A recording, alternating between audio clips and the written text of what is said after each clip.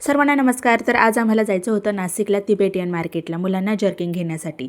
तसं तर आज संक्रांत होती, तर आज माझी जाण्याची अजिबात इच्छा नव्हती. पण शुभ्राच्या पप्पांचं चाललेलं होतं की आज मला सुट्टी आहे, नंतर मला वेळ भेटणार नाही आणि मग जर्किंग तशीच राहून जातील. तर त्यामुळे नाही हा करता करता मग आम्ही निघालेलो होतो. तर बाहेर निघाल्याच्या नंतर सगळीकडे छान हिरवगार दिसत होतं आणि रस्त्याच्या एका बाजूला छान पाट पण लागतो आणि तलाव पण पाहायला भेटतो. तर ते खूप छान वाटत होतं. तर त्याचा एक छोटासा मी व्हिडिओ पण घेतलेला होता. आणि तसंही निघता करता आम्हाला 12 वाजून गेलेले होते, कारण घरातली सर्व कामे आवरलेली होती मी. आणि त्यानंतर आमचा नाश्ता पण झालेला होता आणि मग आता संध्याकाळी तिथून आल्याच्या नंतर स्वयंपाक पण करायचा होता. तर स्वयंपाकामध्ये मला पुरणपोळी आज बनवायची होती. तर त्या दृष्टीने आम्ही लवकरच निघालेलो होतो, म्हणजे लवकर येता येईल. तर फायनली आम्ही आलेलो होतो इथे तिबेटियन मार्केटला. हे जे तिबेटियन मार्केट आहे ना, हे खूप जुनं आहे. म्हणजे यांची जी खासियत आहे, यांच्याकडे जर्किंग, स्वेटर म्हणा, तर ह्या मफलर, थंडीच्या सगळ्या गोष्टी ज्या आहेत त्या ब्रँडेडच भेटतात आणि क्वालिटी पण खूप छान असते आणि आपल्याला जसं पाहिजे तसं मिळतं. तर आम्हाला नेहमी काही पाहिजे असेल ना, तर आम्ही इथेच येतो, दुसरीकडे कुठे जात नाही. म्हणजे वस्तू एकदा घेतली की 8-9 वर्ष भीती नसते. ती आपण वापरून कंटाळू, पण मग ती वस्तू काही फाटत वगैरे नाही. तर एकंदरीत सांगायचं तर त्यांची क्वालिटी खूप छान असते आणि थंडी तर अजिबात वाजणार नाही. ते घातल्याच्या नंतर उलट गरमच होते. तर शुभ्रासाठी आम्हाला भेटलेलं होतं या दुकानामध्ये, पण विवांसाठी काही भेटत नव्हतं. तर विवांसाठी आम्ही खूप दुकानं फिरलेलो होतो, म्हणजे अख्खं तिबेटियन मार्केट आम्ही शोधलेलं होतं. तेव्हा कुठे त्याला एका दुकानामध्ये भेटलेलं होतं. तर या दुकानामध्ये शुभ्रासाठीच भेटलेलं होतं आणि शुभ्रासाठी तिचे पप्पाच चॉईस करतात. यांच्या किमती ज्या आहेत ना, त्या फिक्स असतात, म्हणजे त्याच्यामध्ये अजिबात कमी जास्त काही होत नाही. कुठल्याही दुकानामध्ये जाव, एकच भाव आपल्याला भेटणार आहे. आणि आम्हीही खूप वर्षांपासून इथेच येतो. हे असं काही घ्यायचं असलं ना आम्हाला, स्वेटर वगैरे, तर इथेच येतो. म्हणजे मला चांगलं आठवतं, मी अगदी 6वी-7वीला असेल त्यावेळेसपासूनचं यांच्याकडेच्या ह्या ज्या वस्तू आहेत ह्या आम्ही घेतो. आधी यांची दुकानं जी आहेत ना, ती नाशिकच्या मेन रोडला शालीमारला लागलेली असायची, म्हणजे आता जे ड्रेस वगैरे लावलेले असतात ना तिथे. तर त्यानंतर मग त्यांनी हळूहळू इकडे दुकानं वगैरे लावायला सुरुवात केली आणि मग हे जे तिबेटियन मार्केट आहे हे त्यांच्यासाठीच प्रसिद्ध आहे. म्हणजे त्यांच्याकडेचे जे वस्तू आहेत त्या त्यांच्याकडेच भेटतात ब्रँडेड. आणि हे सर्व काही ठिकाणी आता त्यांचे लोक दिसतात आपल्याला, नाहीतर मग आता त्यांनी चालवण्यासाठी दुसऱ्यांना दिलेले आहेत. लहानपणी आम्ही यायचो ना पप्पांसोबत माझ्या, तर त्यावेळेस तिथले त्यांचा तो पोशाख वगैरे पूर्ण तो तो जपानी नेपाळी लोकांचा कसं असतो, तर तसा पूर्ण असायचा. आणि त्यातले 3-4 दुकानं जे आहेत ते पप्पांच्या अगदी ओळखीचे झालेले होते. तर त्यातले हे एक भेटलेले होते आम्हाला, म्हणजे त्यांची भाषा मला काही समजलेलीच नव्हती, नेमके काय बोलले ते. तर आम्हाला त्यावर थोडंसं हसायला पण आलेलं होतं, पण असं प्रत्येकाची वेगवेगळी पद्धत असते.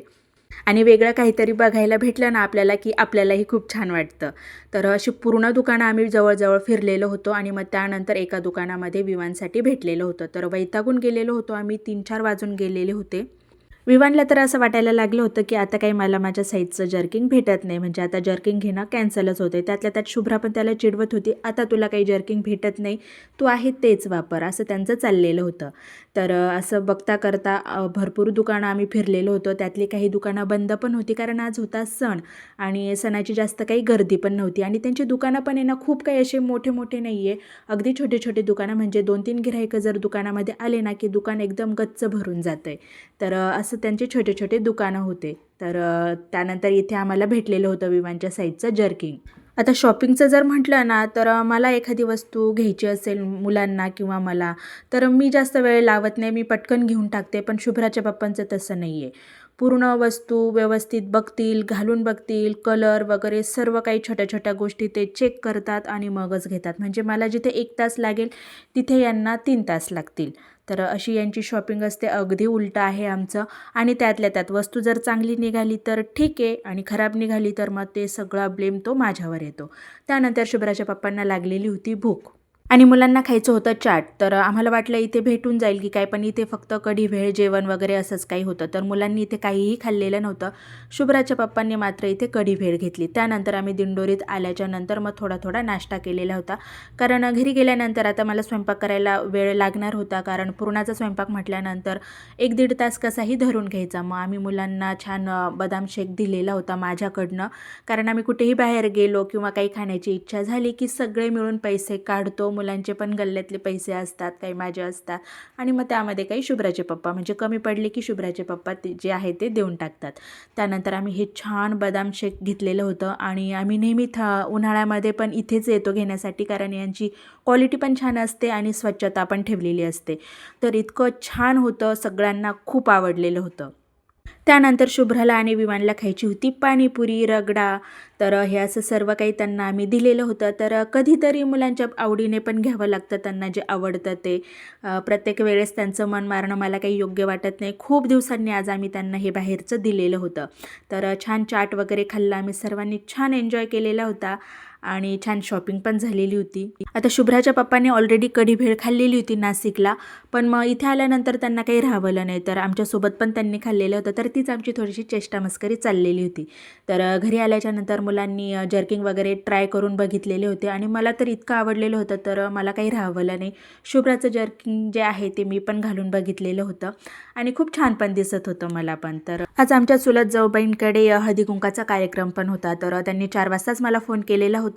तर संध्याकाळचा जो स्वयंपाक आहे तो अर्धा करून घेतलेला होता, पोळ्या बाकी होत्या. म्हटलं आधी हळदी कुंकू घेऊन येऊ आणि मग बाकीचा राहिलेला स्वयंपाक जो आहे तो करून घेऊ. तर आम्ही सगळ्याजणी इथे हळदी कुंकू घेण्यासाठी आलेलो होतो. आल्यानंतर आमच्या थोड्याशा इकडच्या तिकडच्या छान गप्पा गोष्टी झाल्या आणि हे आमचं छोटंसं पिल्लू. तर आता आमच्या घरामध्ये हेच एक छोटंसं बाळ आहे. तर माझ्या विवाहानंतर याचाच नंबर लागतोय.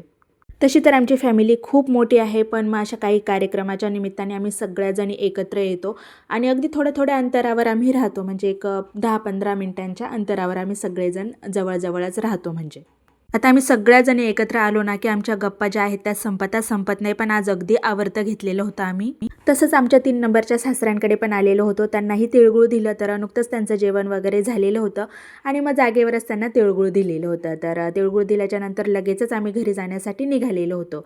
तर तुम्हा सर्वांनाही आमच्याकडून संक्रांतीच्या खूप खूप शुभेच्छा. चला तर भेटूया पुढील ब्लॉगमध्ये. बाय.